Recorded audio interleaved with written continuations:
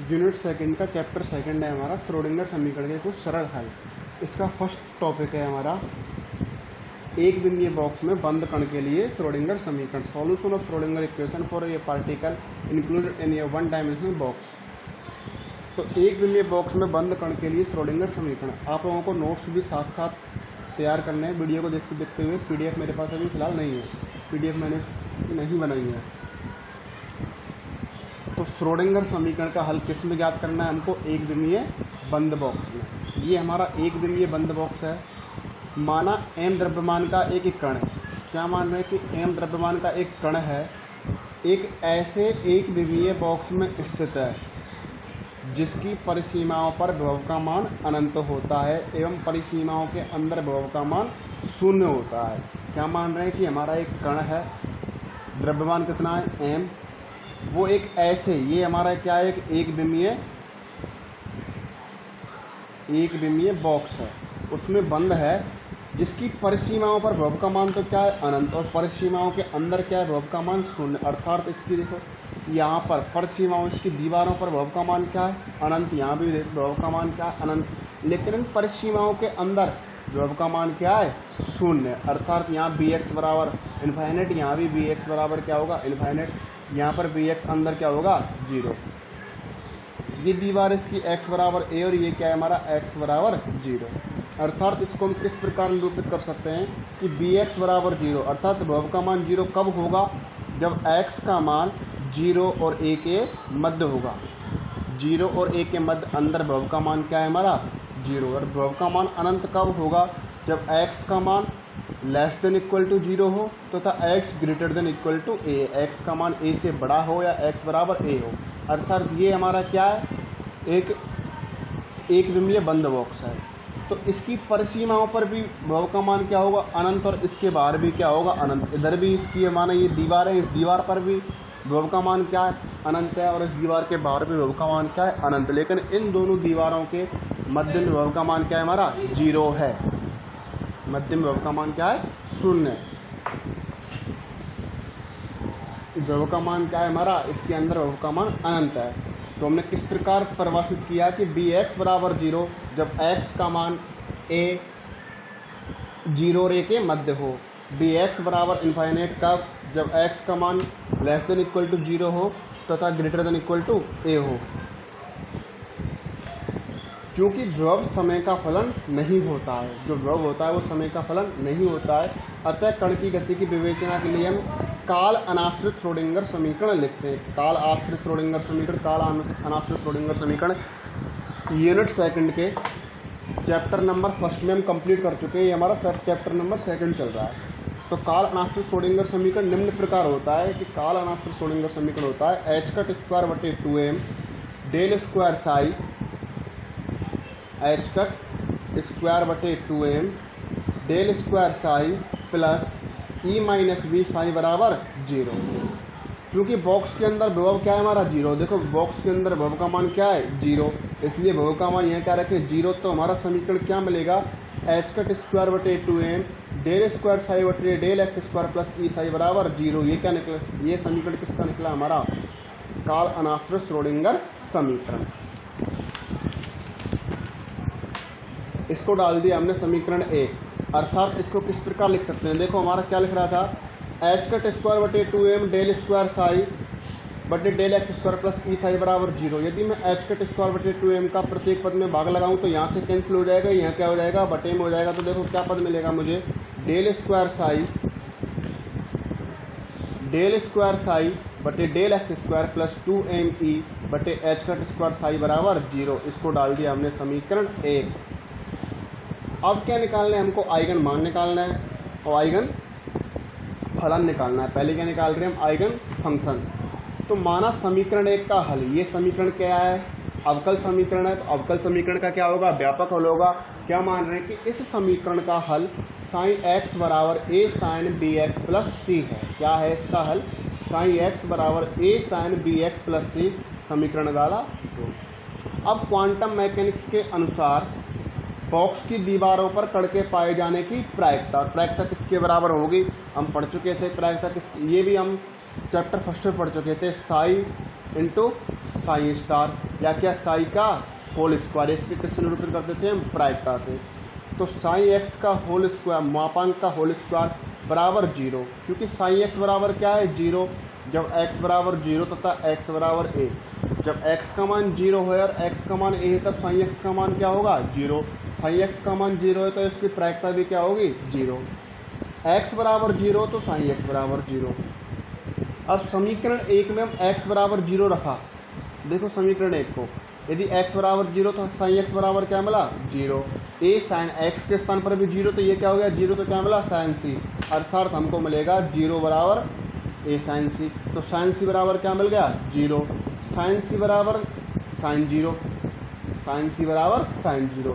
Sign 0 किसका मान होता है साइन 0 को, तो साइन c बराबर साइन 0, अर्थात c बराबर क्या मिला हमारा 0, c का मान क्या मिल गया हमारा 0। दोबारा देखो क्या किया हमने, आइगन फलन निकाल रहे हैं, आइगन फंक्शन निकाल रहे हैं। तो माना समीकरण 1 क्या है हमारा अवकल समीकरण, तो इस अवकल समीकरण का व्यापक हल क्या माना, साइन एक्स बराबर a sine B x plus c, समीकरण 2। क्वांटम मैकेनिक्स के अनुसार निकाल रहे हैं बॉक्स के दीवारों पर कण के पाए जाने की प्रायिकता। और बॉक्स की दीवारों पर कण के पाए जाने की प्रायिकता तो क्या है, शून्य होगी। कब होगी, जब साई एक्स बराबर 0, अर्थात जब x का मान 0 है तो x बराबर तथा x बराबर 0 तथा x बराबर a, इन दोनों पर कण के पाए जाने की प्रायिकता क्या होगी 0। तो साई एक्स का मापांक स्क्वायर बराबर 0। तो ये समीकरण 2 में क्या रखें हम, साई एक्स बराबर 0, x बराबर 0 तो साई एक्स बराबर 0, साई एक्स बराबर 0 तो साई एक्स के स्थान पर 0, a साइन x बराबर 0 तो b इंटू 0 0 हो गया, तो क्या बचा c, तो क्या लिखा 0 बराबर a साइन c। 0 में a का भाग लगाएंगे तो 0 हो जाएगा, तो साइन c बराबर 0, और 0 किसका मान होता है साइन में साइन 0, तो क्या लिखा साइन c बराबर साइन 0, अर्थात c बराबर क्या मिला 0। अब क्या लगा रहे हैं हम, दूसरी कंडीशन लगा रहे हैं, साई एक्स बराबर 0 तथा x बराबर a। क्या कह रहे हैं, साई एक्स का मान 0 कब होगा, जब x बराबर 0 हो तथा x बराबर a हो। पहली कंडीशन तो लगाई हमने x बराबर 0, अब लगा रहे हैं हम x बराबर a। x बराबर a रखेंगे तो क्या मिलेगा 0 बराबर a sine B A plus 0, a sine B x plus C है। साइन x का मान 0, a के स्थान पर a, साइन के स्थान पर साइन, x के स्थान पर क्या लिखना है a, c का मान क्या निकला 0, तो क्या लिखा 0, अर्थात इसमें भाग में जाएगा 0 का भाग देंगे तो क्या हो जाएगा 0। तो 0 किसके बराबर मिला, sine B A, sine B A small a, क्या है हमारा ये स्मॉल a। 0 बराबर किसके मिला, साइन बी ए। तो साइन बी ए बराबर किसके, sign n pi, sign n पाई का मान क्या होता है 0, तो b बराबर क्या मिल गया हमको, b का मान मिला एन पाई बटे ए।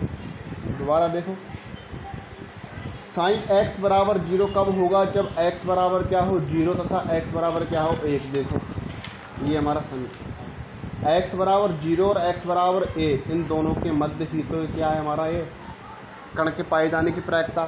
कण के पाए जाने की प्रायिकता यहाँ तो क्या है 0, यहाँ भी कण के पाए जाने की प्रायिकता 0। कण कहाँ मिलेगा, इन दोनों के मध्य में मिलेगा। तो हम क्या कह रहे हैं, x बराबर 0 पर भी कण के पाए जाने की प्रायिकता क्या होगी 0, x बराबर a पर भी कण के पाई जाने की प्रायिकता क्या होगी 0, क्योंकि कण कहाँ स्थित है, इन विभव बॉक्स की दीवारों के मध्य में स्थित है। तो इसलिए हमने पहले तो कंडीशन क्या लगाई, फर्स्ट कंडीशन। फर्स्ट कंडीशन में क्या लिखा हमने, जब x बराबर 0 तो साई x बराबर 0, समीकरण 2 को सॉल्व किया तो हमारा c का मान क्या निकला 0। सेकंड कंडीशन क्या लगाई, जब साई x बराबर 0 तो x बराबर a, तो b का मान क्या आ गया एन पाई बटे a। अब b और c के मान समीकरण 2 में रखेंगे हम। समीकरण 2 में किसके मान रखें, b और c के, तो क्या मिलेगा साइन x बराबर a sine n pi, c का मान तो 0 ही है, b का मान क्या है एन पाई बटे a, एन पाई a बटे x। समीकरण क्या डाल दिया 3, समीकरण आ गया हमारा 3। अब लगा रहे हैं हम नॉर्मलाइजेशन कंडीशन, प्रसामान्यीकृत की शर्त। प्रसामान्यीकृत की शर्त क्या होती है, ये भी हम फर्स्ट चैप्टर में पढ़ चुके हैं। इंटीग्रेशन माइनस इन्फाइनेट से infinite sine x into sine star x D x बराबर 1। अब इस इंटीग्रेशन की लिमिट कहाँ से, माइनस अनंत से अनंत। हम इसको किस प्रकार तोड़ सकते हैं, माइनस अनंत से 0, प्लस 0 से a और a से अनंत। तो माइनस अनंत से 0, 0 से a और a से अनंत। माइनस अनंत से 0 के मध्य भी कण के पाए जाने की प्रायिकता क्या है 0, तो इसका मान क्या हो गया 0। लेकिन 0 से a के मध्य कण के पाए जाने की प्रायिकता है, और कितनी है, साइन x का मान क्या है a sine n pi. X बटे ए। इसका क्या निकाला है, कॉम्प्लेक्स कंजुगेटिव, और रियल नंबर का कॉम्प्लेक्स कंजुगेटिव रियल भी होगा तो इसका कॉम्प्लेक्स कंजुगेटिव यही हो जाएगा, तो इनका क्या हो जाएगा स्क्वायर। तो ए sign n pi x into क्या लिखेंगे, ए साइन एन पाई एक्स बटे ए, तो इन दोनों का स्क्वायर लिखेंगे तो क्या हो जाएगा ए square sine square N pi ए बटे एक्स इंटू डी एक्स। ए से इन्फाइनेट के मध्य भी कण के पाए जाने की प्रायिकता क्या है, शून्य। देख लो यहाँ, देख लो वापस बॉक्स में देखते हैं डायग्राम में, 0 से अनंत के मध्य भी कण के पाए जाने की प्रायिकता 0 है, और अनंत से ए के मध्य भी कण के पाए जाने की प्रायिकता क्या है, 0 है। लेकिन कण कहाँ मिल रहा है हमारा, 0 से ए के मध्य में, 0 से ए के मध्य में, 0 से ए के मध्य में ही तो हमारा कण मिल रहा है। कण के पाए जाने की प्रायिकता क्या है, 0 से ए के मध्य में। और कितनी निकल के आई, हमारा समीकरण 3 निकल के आया, साइन एक्स बराबर ए साइन एन पाई एक्स बटे ए, समीकरण 3। तो क्या लिखा, 0 से ए square sine square N pi x ए बटे डी एक्स प्लस 0 बराबर 1। इसको सॉल्व करेंगे, फॉर्मूला पढ़ा होगा आप लोगों ने, क्योंकि cos 2 थीटा किसके बराबर होता है, 1 माइनस 2 साइन स्क्वायर 2 थीटा। तो साइन स्क्वायर थीटा किसके बराबर मिलेगा, 1 माइनस cos 2 थीटा बटे 2 के बराबर। तो हमारा जो समीकरण था ए square sine square N pi x बटे ए डी एक्स, तो साइन स्क्वायर थीटा को किसमें चेंज कर रहे हैं हम, 1 माइनस cos 2 थीटा बटे 2। तो क्या हो जाएगा, 1 माइनस cos 2 थीटा क्या है हमारा, एन पाई एक्स बटे ए इंटू डी एक्स। 2 कहाँ गया हमारा, 2 देखो 2 ही कहाँ गया हमारा, क्योंकि देखो हमारा क्या लिख रहा था, ए स्क्वायर साइन स्क्वायर एन पाई डी एक्स बटे 2 को क्या निकाल लिया हमने, बाहर निकाल लिया। तो क्या हुआ, 1 माइनस cos 2 थीटा के स्थान पर एन पाई एक्स बटे ए इंटू डी एक्स बराबर 1। अब क्या करें, इसका इंटीग्रेशन करेंगे तो डी एक्स का इंटीग्रेशन एक्स हो गया, cos थीटा का इंटीग्रेशन हो गया साइन थीटा, तो साइन 2 एन पाई एक्स बटे ए। लेकिन एक्स का गुणांक क्या लगाता है, भाग, एक्स का गुणांक क्या है हमारा 2 एन पाई बटे ए, 0 से इन्फाइनेट ए। लिमिट क्या है, 0 से ए, लिमिट लिखेंगे ए स्क्वायर बटे 2 बाहर निकाल लिया, upper limit minus lower limit, upper limit क्या है ए, एक्स के स्थान पर ए रखा, ए माइनस साइन 2 एन एक्स के स्थान पर ए बटे 2 एन पाई बटे ए, माइनस लोअर लिमिट एक्स के स्थान पर 0, माइनस माइनस माइनस क्या हो गया, प्लस हो गया साइन, और एक्स के स्थान पर 0। ए से ए गया, क्या बचा, साइन 2 एन पाई बटे क्या है 2 एन पाई बटे ए, क्योंकि साइन 2 एन पाई बराबर क्या होगा 0, sine 2 n pi sine 2 pi sine 4 pi क्या हो गया 0, तो ये क्या बन गया पूरा हमारा 0। साइन 0 क्या होता है, 0 होता है, साइन 0 0, ये 0 तो क्या बोला हमारा ए, अर्थात ए स्क्वायर बटे 2 इंटू ए बराबर क्या मिलेगा 1। तो यहाँ से ए का मान क्या मिलेगा, √2 बटे ए। क्या निकला, ए का मान √2 बटे ए, और ए का मान उठाए कहाँ रखें हम, समीकरण 3 में। समीकरण 3 में रखेंगे तो क्या मिल जाएगा, साइन एक्स बराबर √2 ए बटे √2 बटे ए साइन एन पाई एक्स बटे ए। ये क्या कहलाता है, समीकरण 4। यही क्या होता है हमारा एक विमीय बंद बॉक्स में स्थित कण के लिए आइगन फलन का मान कहलाता है। ठीक है, अब क्या निकालेंगे हम, आइगन ऊर्जा के मान, ऊर्जा के आइगन मान। समीकरण 4 का, समीकरण 4 निकला हमारा। समीकरण 4 क्या था हमारा, समीकरण 4 था साइन एक्स बराबर √2 बटे ए साइन एन पाई एक्स बटे ए। ये तो किसके मान थे, हमारे आइगन फलन। अब क्या निकाले हम, आइगन ऊर्जा के मान। तो ऊर्जा के आइगन मान के लिए समीकरण 4 का क्या करते हैं, एक्स के सापेक्ष अवकलन।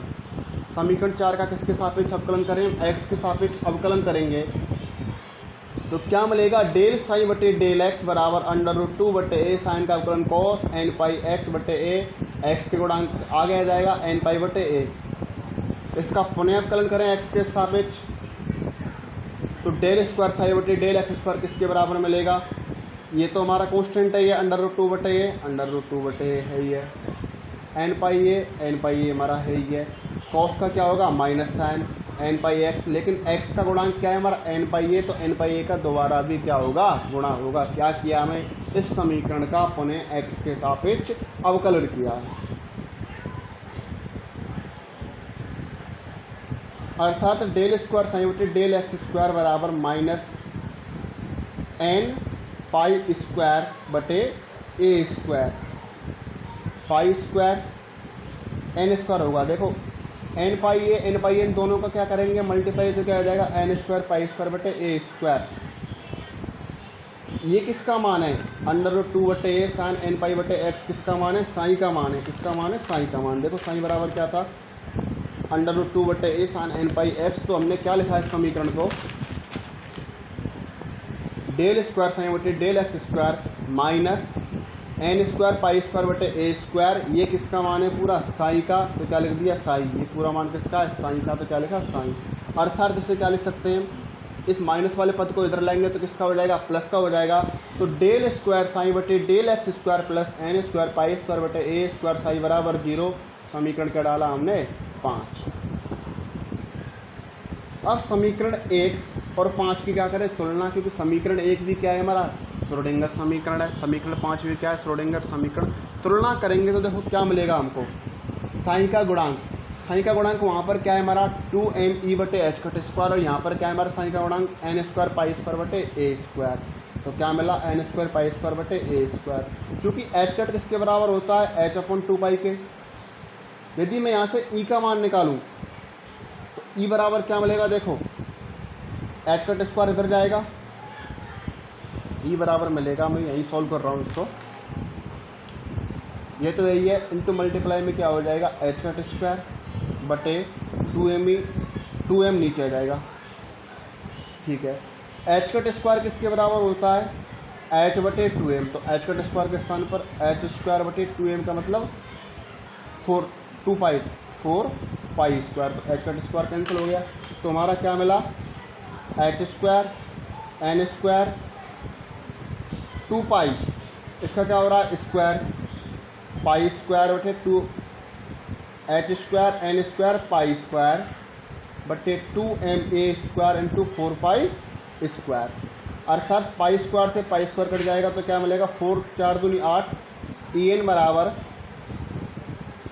एन स्क्वायर एच स्क्वायर बटे 8ma स्क्वायर। ये किसका मान निकला हमारा nवें कण की ऊर्जा का मान, ये किसका है ऊर्जा के आइगन मान। यदि n बराबर क्या रखूँ मैं, n का मान क्या है 0 1 2 3 4 5 6 7 डैश डैश डैश। यदि n का मान क्या रखूँ मैं 0, तो ये 0 बनेगा, 0 भाग दोगे तो क्या हो जाएगा 0, तो e0 बराबर क्या होगा 0। अब यदि मैं n का मान क्या रखूँ 1, n के स्थान पर 1, तो क्या मिला e1, 1 का स्क्वायर 1 एच स्क्वायर बटे 8m स्क्वायर, तो क्या लिखा एच स्क्वायर बटे 8m स्क्वायर। n का मान क्या लिखूँ मैं 2, तो क्या मिलेगा e2 4h स्क्वायर बटे 8m स्क्वायर, n का मान 3 डैश डैश डैश।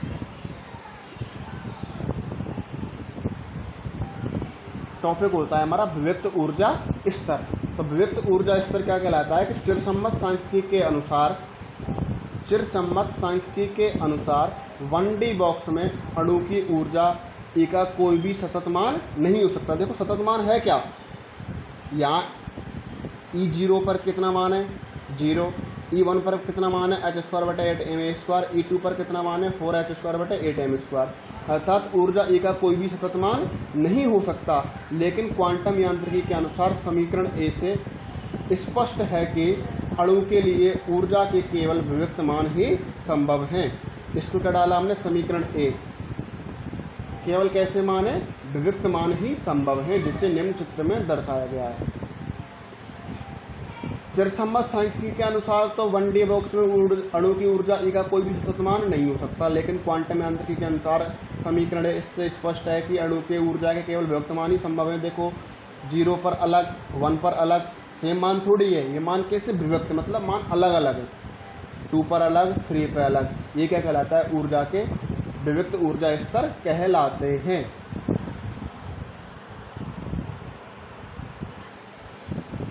जो समीकरण ए था उस समीकरण ए से स्पष्ट है कि एक विमीय बॉक्स में कण की ऊर्जा क्वांटीकृत होती है। अर्थात कण की ऊर्जा का वर्णक्रम विभक्त होता है। अर्थात कण की ऊर्जा का वर्णक्रम विभक्त होता है तथा कण की न्यूनतम ऊर्जा शून्य नहीं होती। कण की न्यूनतम ऊर्जा क्या होती है हमारी E0 को हम कण की न्यूनतम ऊर्जा नहीं बोलेंगे, हम E1 को कण की न्यूनतम ऊर्जा बोलते हैं। यहाँ ऊर्जा का मान E1 बराबर pi square H cut square बटे 2ma स्क्वायर या h स्क्वायर बटे 8ma स्क्वायर न्यूनतम होता है। इसे ही हम शून्य बिंदु ऊर्जा कहते हैं।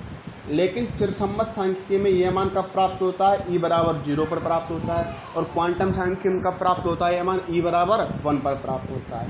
तो शून्य बिंदु ऊर्जा किसके अंदर चल रहे हैं हम? एक बिंदु बंद बॉक्स के अंदर चल रहे हैं। एक छोटे छोटे क्वेश्चन एक एक नंबर में पूछे जा सकते हैं कि एक बिंदु बॉक्स की शून्य बिंदु ऊर्जा क्या होगी, 0 पॉइंट एनर्जी क्या होगी। हम जानते हैं कि 1D विभव बॉक्स में कण की ऊर्जा ई का फॉर्मूला लिख रहा था, E बराबर n²h²/8m², अर्थात E किसके प्रोपोर्शनल है? n² के। तो En बराबर क्या हो गया? n²h²/8ma²। E1 बराबर निकालो तो क्या हो जाएगा? h²/8ma², अर्थात किसके बराबर है ये? इसे क्या बोल रहे हैं हम? E0। इसे ही बोलते हैं हम शून्य बिंदु ऊर्जा। E1 को ही हम शून्य बिंदु ऊर्जा बोलते हैं। ये n बराबर 0 रखने पर प्राप्त नहीं होती। कब प्राप्त होती है? n बराबर 1 रखने पर प्राप्त होती है। En बराबर किसके हो रहा है? अर्थात n² इंटू E0। E0 क्या है हमारा? यहाँ पर शून्य बिंदु ऊर्जा है। n बराबर 0 पर नहीं प्राप्त होगी, याद रखना। n बराबर 0 पर शून्य बिंदु ऊर्जा कब प्राप्त होती है? चिरसम्मत सांख्यिकी के अनुसार, जो सेकेंड ईयर में थर्मोडायनामिक फिजिक्स में पढ़ा होगा आपने। यहाँ पर n बराबर 1 पर ही न्यूनतम ऊर्जा प्राप्त होती है, उसे ही हम शून्य बिंदु ऊर्जा या E0 बोलते हैं। तो मैं निकालूं En+1 माइनस En के मध्य अंतर, En+1 माइनस En। देखो क्या मिलेगा? En किसके प्रोपोर्शनल है? n² into E0। तो En+1 क्या हो जाएगा? n+1 का होल स्क्वायर। En क्या है? n² E0 कॉमन हो जाएगा। इन दोनों का होल स्क्वायर खोलूंगा तो मुझे इनका अंतर क्या होगा? डेल्टा E किसके बराबर मिलेगा? 2n+1 into E0। यहाँ पर n का मान किसके बराबर नहीं है? 0। n किससे प्रूव होगा? 1 2 3। अर्थात दो ऊर्जा में कहूँ चौथे और पांचवें ऊर्जा स्तरों के मध्य अंतर निकालो तो n का मान 4 रखो, उसके बाद 5 लिखोगे, क्या मिल जाएगा? Delta E। 1D बॉक्स में स्थित कण की शून्य बिंदु ऊर्जा या न्यूनतम ऊर्जा E1 बराबर कितनी प्राप्त होगी? h²/8m² E0 का परिमित मान अनिश्चितता सिद्धांत के कारण प्राप्त होता है। यह मान किसके प्राप्त होता है? हाइजेनबर्ग के अनिश्चितता के सिद्धांत के कारण। क्योंकि यदि न्यूनतम ऊर्जा E बराबर 0 हो तब कण का वेग क्या हो जाएगा? शून्य हो जाएगा। लेकिन कण का वेग क्या हो जाएगा? शून्य। E बराबर क्या होता है? 1/2mv²। लैम्बडा बराबर क्या होता है? h/mv। तो b का मान शून्य, तो लैम्बडा बराबर क्या मिलेगा? अनंत, जो कि संभव नहीं है। इसलिए क्वांटम सांख्यिकी के अनुसार शून्य बिंदु ऊर्जा n बराबर 0 पर प्राप्त नहीं होती। कहाँ प्राप्त होती है? 1 पर प्राप्त होती है। अगर क्वेश्चन पूछ लिया जाए कि आपसे कि क्या कारण है कि क्वांटम मैकेनिक्स के अनुसार शून्य बिंदु ऊर्जा n बराबर 0 पर प्राप्त नहीं होती, n बराबर 1 पर प्राप्त होती है। क्योंकि n बराबर 0 रखेंगे तो न्यूनतम ऊर्जा क्या मिलेगी? 0। E बराबर क्या होता है? 1/2mv²। E का मान 0 तो b का मान भी क्या हो जाएगा? 0। लैम्बडा बराबर क्या होता है? h/mv। b का मान 0 तो लैम्बडा क्या मिलेगा? अनंत। इसलिए यह संभव नहीं है कि लैम्बडा का मान क्या हो? अनंत। क्योंकि बंद कण के लिए अनंत तरंग दैर्ध्य का कोई अर्थ नहीं होता। कण है तो उसमें तरंग होगी, तरंग है तो उसका तरंग दैर्ध्य भी निश्चित होगा। इसलिए कण की ऊर्जा का कुछ न कुछ मान अवश्य होना चाहिए। इसलिए हाइजेनबर्ग के अनिश्चितता के सिद्धांत के अनुसार delta x dot delta p greater than equal to h। या डेल्टा x किसके बराबर है? 1 के। और डेल्टा p किसके बराबर है? 2p के। तो a into 2p greater than equal to h या p बराबर ग्रेटर देन इक्वल h/2a। चूंकि E किसके बराबर है? 1/2mv² के। तो 1/2mv²/m क्या लिख सकते हैं? p²/2m। तो p²/2m greater than equal to h/8ma। h/8ma²। अर्थात E का मान क्या हो जाएगा? Greater than equal to E0/E1। इसे क्या लिख सकते हैं? E0/E1। अतः न्यूनतम ऊर्जा कभी भी शून्य नहीं हो सकती, यह सदैव परिमित होती है और शून्य बिंदु ऊर्जा कहलाती है। स्पष्ट है? कि न्यूनतम ऊर्जा का मान कभी भी शून्य नहीं होगा या परिमित होगा, कुछ ना कुछ मान इसका अवश्य होगा। यह हमेशा परिमित होती है और शून्य बिंदु ऊर्जा कहलाती है। अब यदि मैं ग्राफ खींचूं किस किस के मध्य, तरंग फलन साइन या आइगन फलन साइन और उसके आयाम a के मध्य, तो ग्राफ मिलेगा ये x बराबर 0, x बराबर a के मध्य, n बराबर 1 पर ऊर्जा, n बराबर 2 पर ऊर्जा, n बराबर 3 पर मध्य। ये क्या है, प्रायिकता और किसके मध्य, ऊर्जा के मध्य ये ग्राफ हो जाएगा हमारा। ये किस किस के मध्य है, ऊर्जा के आइगन फलन या बोलूँ तरंग फलन साइन और उस कण के आयाम a के मध्य, ये प्रायिकता और कण के आयाम a के मध्य, ये हमको वक्र मिलेगा। नेक्स्ट टॉपिक पढ़ेंगे हम त्रिविमीय विभव बॉक्स। ये तो क्या था हमारा एक विमीय विभव बॉक्स।